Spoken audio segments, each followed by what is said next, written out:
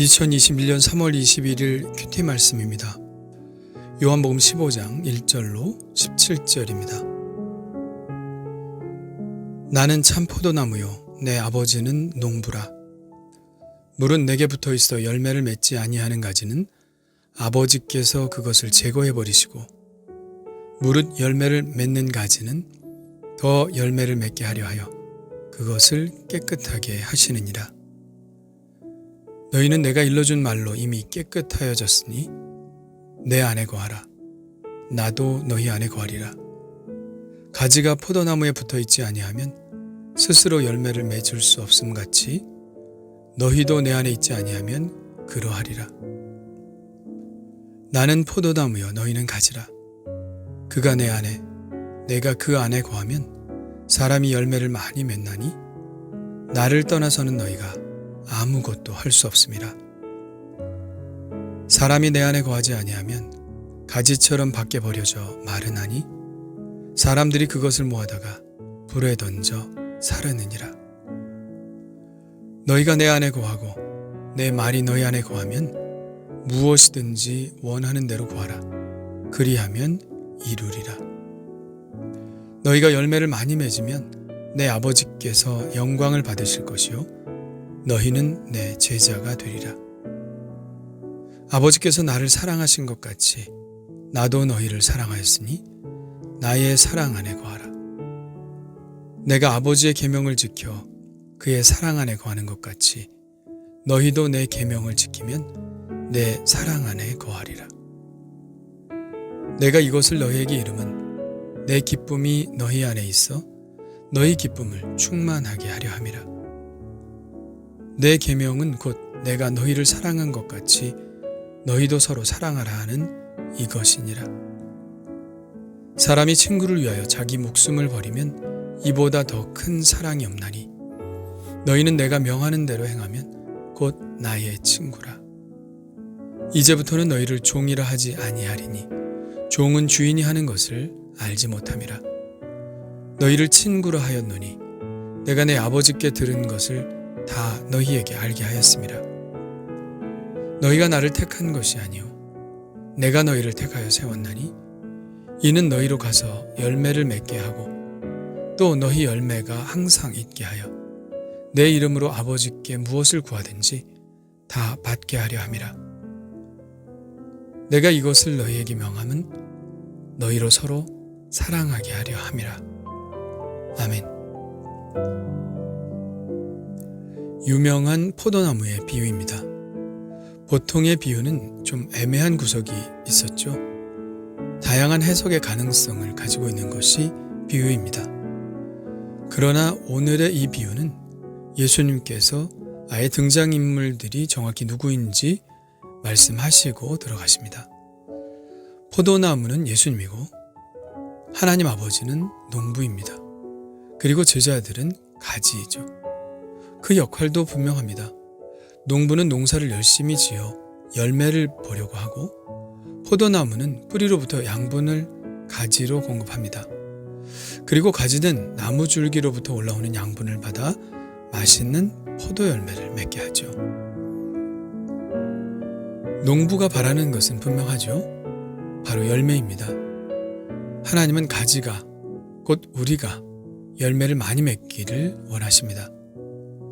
그러나 지금까지는 어땠나요? 이스라엘 역사 속에 하나님이 바라시는 열매를 많이 맺었나요? 이사야 5장은 이렇게 쓰고 있습니다. 나는 내가 사랑하는 자를 위하여 노래하되 내가 사랑하는 자의 포도원을 노래하리라. 내가 사랑하는 자에게 포도원이 있으며 심히 기름진 사내로다. 땅을 파서 돌을 제하고 극상품 포도나무를 심었도다. 그 중에 망대를 세웠고 또 그 안에 술투를 팠도다. 좋은 포도 맺기를 바랐더니 들포도를 맺었도다.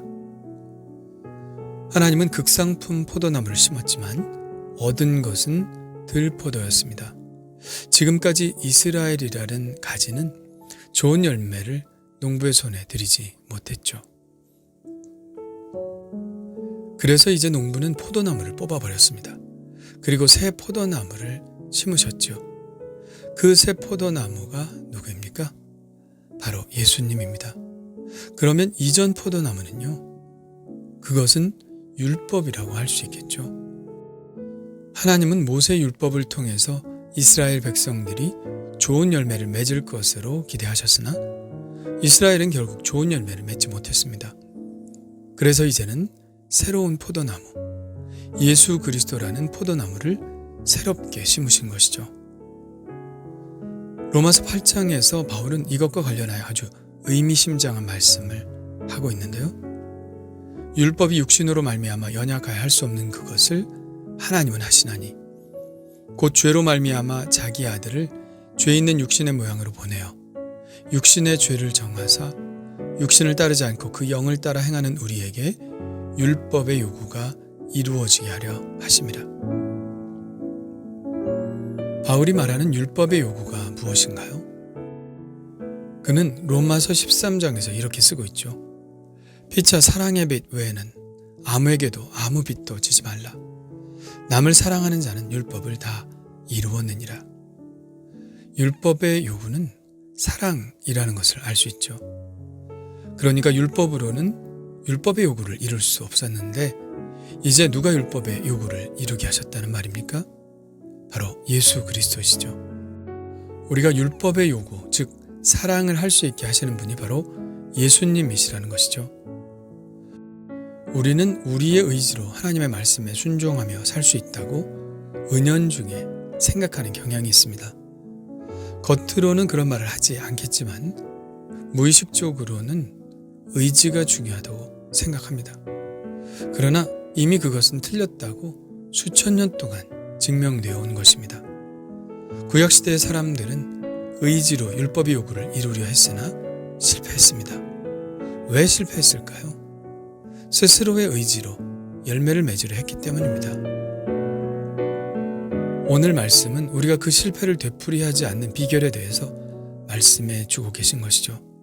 그 비밀은 바로 예수님과의 결속에 있습니다. 예수님은 이미 당신과 하나님 아버지의 결속의 중요성에 대해서 수차례 이야기하셨습니다. 14장 20절 그날에는 내가 아버지 안에 너희가 내 안에 내가 너희 안에 있는 것을 너희가 알리라. 14장 10절 내가 아버지 안에 거하고 아버지는 내 안에 계시는 것을 내가 믿지 아니하느냐? 내가 너희에게 이르는 말은 스스로 하는 것이 아니라 아버지께서 내 안에 계셔서 그의 일을 하시는 것이라. 10장 37절 만일 내가 내 아버지의 일을 행하지 아니하거든 나를 믿지 말려니와 내가 행하거든 나를 믿지 아니할지라도 그 일은 믿으라. 그러면 너희가 아버지께서 내 안에 계시고 내가 아버지 안에 있음을 깨달아 알리라 하시니.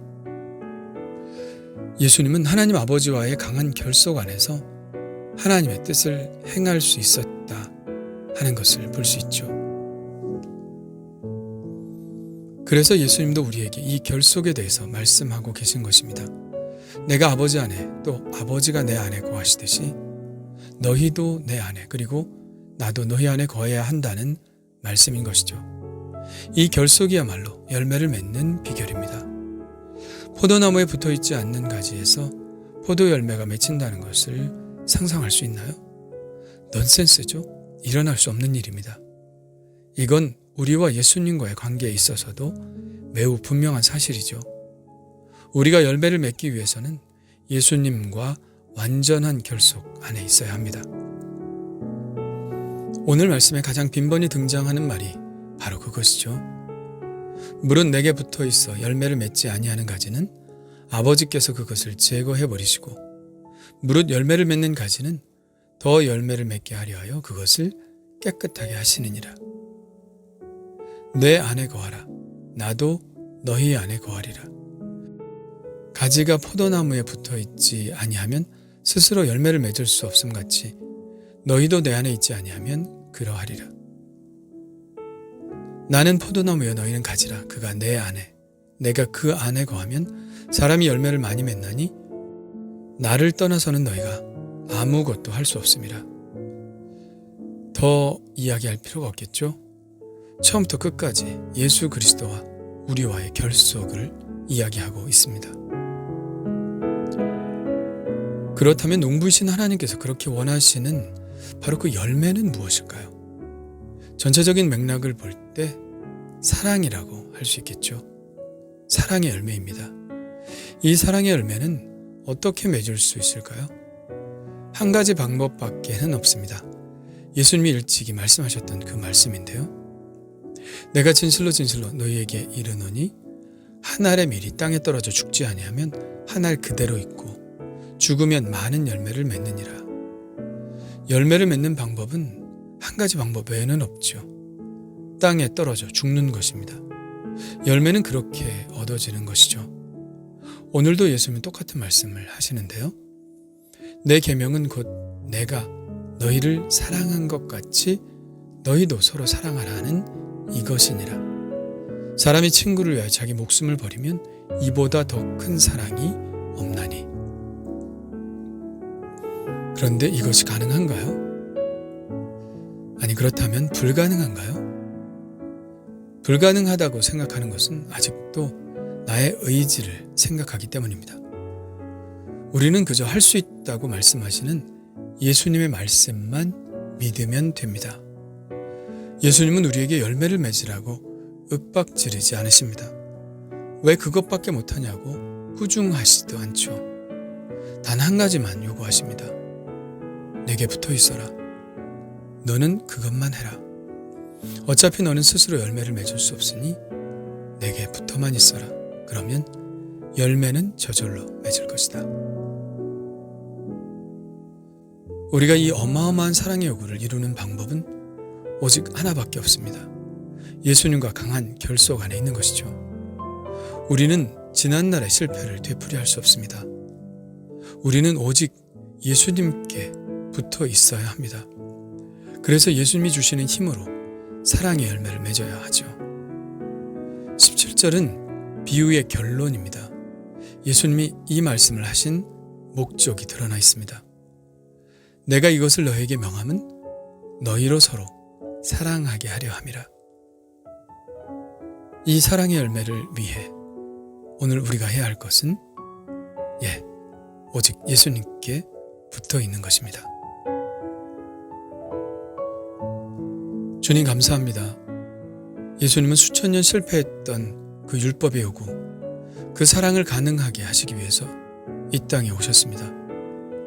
오늘 말씀하신 그 비결대로 나의 의지를 믿지 않게 하시고 오직 예수님께만 붙어있게 하옵소서.